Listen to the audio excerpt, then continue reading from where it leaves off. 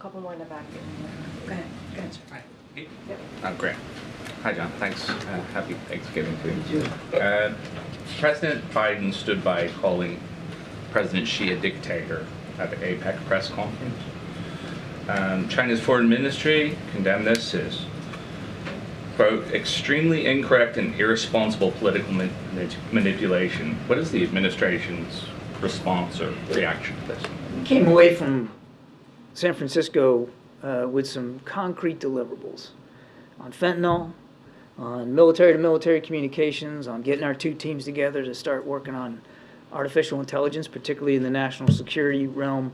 There was an awful lot of very good outcomes out of this meeting between President Biden and President Xi, and the president's looking forward. We're looking forward to managing this relationship in a more responsible way and moving things forward, looking for ways where we can cooperate, but also not being afraid to confront where we can, including on the tensions in the South China Sea.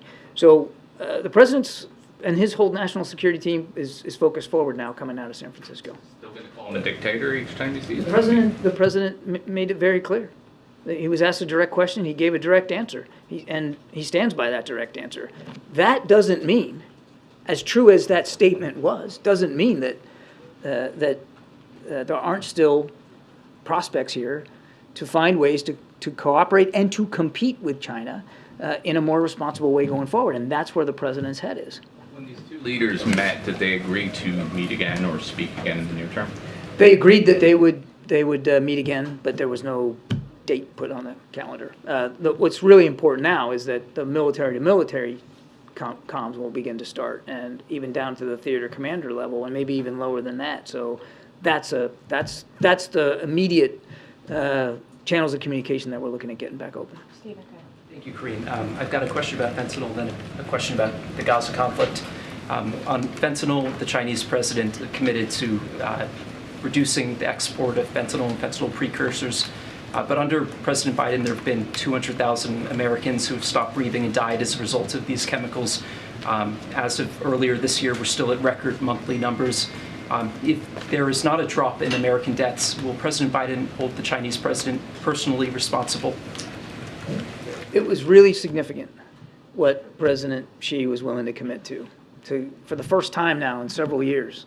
And they're really going forward here and willing to take law enforcement action to shut down the export of these ingredients, the precursor chemicals that the labs, largely in our own hemisphere, are creating to make fentanyl. It's a big step forward, and we're grateful for that.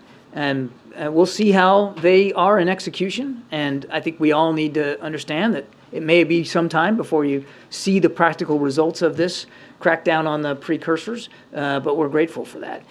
But it's not just the precursor chemicals.